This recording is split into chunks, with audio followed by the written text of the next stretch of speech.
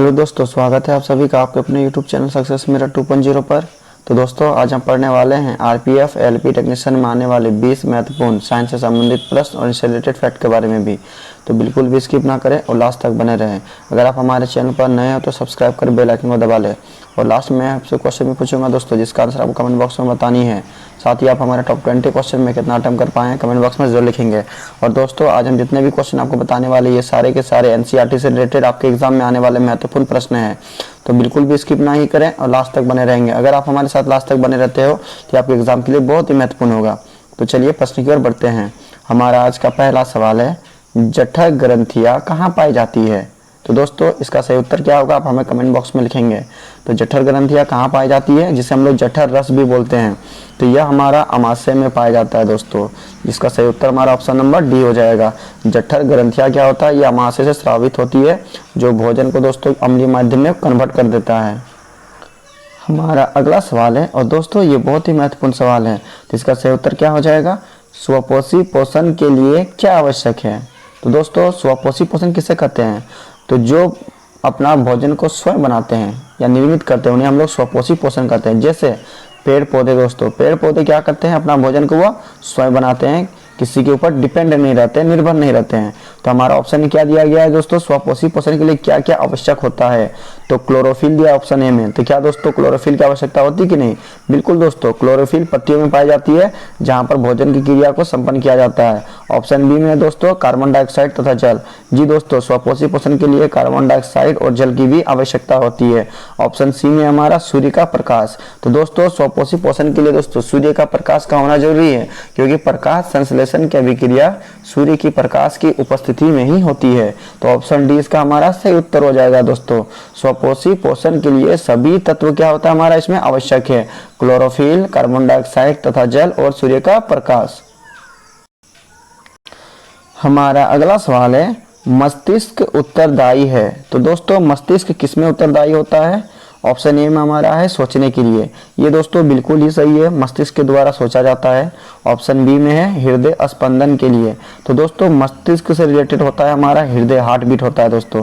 जो heart beat हमारा धड़कता है वो मस्तिष्क से रिलेटेड होता है, जिसके कारण ये भी हमारा सही है, शरीर का संतुलन बनाने के लिए। और दोस्तों शरीर को बैलेंस करने के लिए दोस्तों मस्तिष्क की भूमिका बहुत ही महत्वपूर्ण होती है, जिसके कारण ऑप्शन नंबर डी हमारा इसका क्या हो जाएगा सही उत्तर। उपरोक्त सभी मस्तिष्क के लिए उत्तरदायी सोचना भी होता है दोस्तों, हृदय स्पंदन के लिए भी होता है और शरीर का संतुलन बनाने के लिए भी होता है।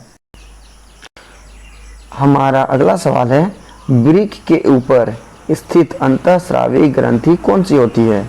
तो इसका सही उत्तर हमारा क्या हो जाएगा? ऑप्शन नंबर सी, अधिवृक्क ग्रंथि। वृक्क के ऊपर स्थित अंतःस्रावी ग्रंथि अधिवृक्क ग्रंथि स्थित होती है।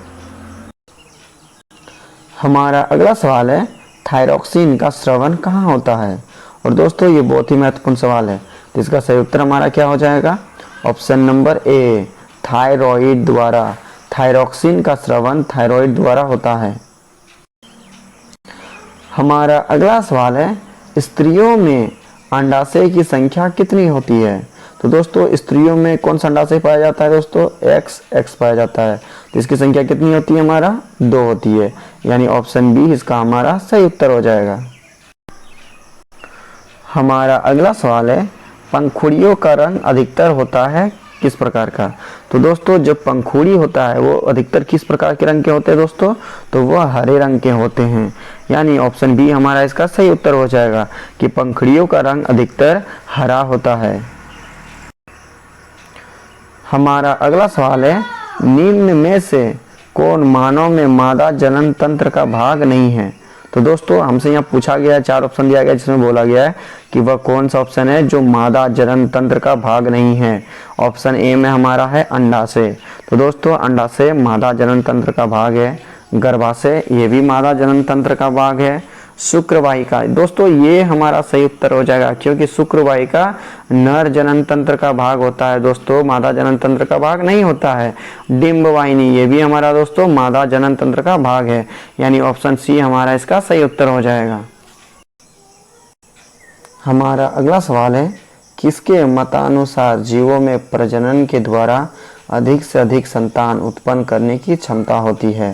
तो दोस्तों इसका सही उत्तर हमारा क्या हो जाएगा? ऑप्शन नंबर बी, मेंडल के द्वारा। मेंडल के मत अनुसार जीवों में प्रजनन के द्वारा अधिक से अधिक संतान उत्पन्न करने की क्षमता होती है। हमारा अगला सवाल है, कान के निचले हिस्से को क्या कहते हैं? तो कान के निचले हिस्से को क्या कहते हैं दोस्तों? तो इसका सही उत्तर हमारा क्या हो जाएगा? Option number A, कर्णपाली।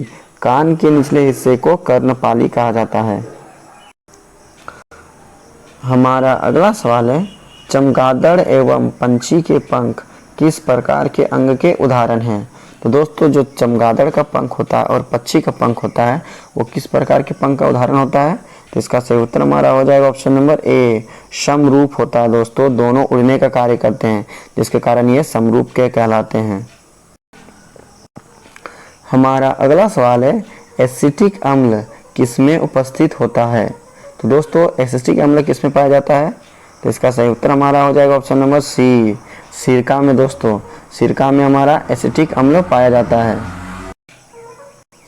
हमारा अगला सवाल है, केगा नाभिक विद्युत संयंत्र किस राज्य में स्थित है? तो दोस्तों केगा नाभिक विद्युत संयंत्र किस राज्य में स्थित है? तो इसका सही उत्तर हमारा क्या हो जाएगा? Option number B, Karnataka. केगा नाभिक विद्युत संयंत्र कर्नाटक में स्थित है। हमारा अगला सवाल है, कार्य करने की क्षमता को क्या कहते हैं? तो दोस्तों कार्य करने की क्षमता को क्या कहा जाता है?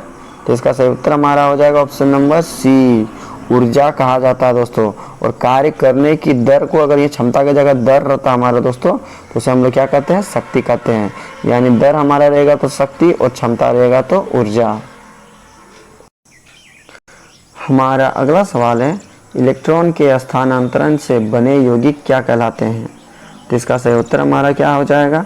ऑप्शन नंबर बी, विद्युत संयोजी यौगिक। इलेक्ट्रॉन के स्थानांतरण से बने यौगिक विद्युत संयोजी यौगिक कहलाते हैं। हमारा अगला सवाल है, और दोस्तों ये महत्वपूर्ण सवाल है, साथ ही दोस्तों लाइक और शेयर जरूर कर दिया करेंगे।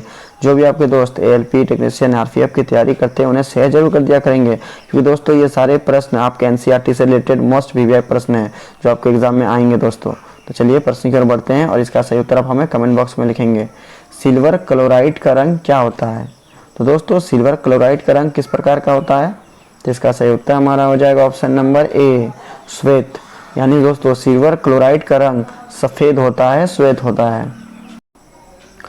हमारा अगला सवाल है, जब मेंडलीफ ने अपना कार्य आरंभ किया तब तक कितने तत्व ज्ञात थे? तो दोस्तों जब मेंडलीफ ने अपना कार्य प्रारंभ किया था तो कितने तत्व ज्ञात थे? ऑप्शन डी इसका सही उत्तर हो जाएगा, 63 तत्व। दोस्तों मेंडलीफ के कार्य आरंभ करने के समय दोस्तों 63 तत्व ही ज्ञात थे। हमारा अगला सवाल है, एक पिकोमीटर कितने मीटर के बराबर होता है? तो इसका सही उत्तर हमारा क्या हो जाएगा? ऑप्शन नंबर सी, 10 का पावर -12। दोस्तों 10 का पावर -12 एक पिकोमीटर बराबर होता है। हमारा अगला सवाल है, समुद्री सर्प किसे कहा जाता है? तो इसका सही उत्तर हमारा क्या हो जाएगा? Option number C, hydrophis. Hydrophis को समुद्री सर्प या दोस्तों समुद्री सांप भी कहा जाता है। हमारा अगला सवाल है, और दोस्तों आज का हमारा ये अंतिम प्रश्न है। साथ ही आज हमने जो आपको टॉप 20 क्वेश्चन बताए ये सारे के सारे इम्पोर्टेंट और 100% रियल आपके सभी competitive exam RPF LP technician में आने वाले महत्वपूर्ण प्रश्न हैं। तो दोस्तों सभी प्रश्नों को आप अच्छे से देखेंगे और उन्हें याद करेंगे। साथ ही दोस्तों लाइक और शेयर जरूर कर दिया करेंगे, और जो भी हमारे चैनल पर नए वो सब्सक्राइब करके बेल आइकन को दबा लेंगे। और दोस्तों ये सारे प्रश्न आपके एनसीईआरटी से रिलेटेड मोस्ट वीवीआई प्रश्न हैं, तो सभी प्रश्नों को आप अच्छे से याद कर लेंगे दोस्तों। तो चलिए प्रश्न की ओर बढ़ते हैं। हमारा आज का अंतिम प्रश्न है, आधुनिक आवर्त सारणी में परमाणु साइज से क्या पता चलता है? तो इसका सही उत्तर हमारा क्या हो जाएगा? ऑप्शन नंबर बी, परमाणु की त्रिज्या। आधुनिक आवर्त सारणी में परमाणु साइज से परमाणु की त्रिज्या का वर्णन होता है। आई होप दोस्तों आपको हमारी वीडियो पसंद आई है, तो लाइक और शेयर और सब्सक्राइब करके बेल आइकन को दबा लेंगे। तो चलिए दोस्तों मिलते हैं नेक्स्ट वीडियो में, तब तक के लिए बाय बाय, टेक केयर।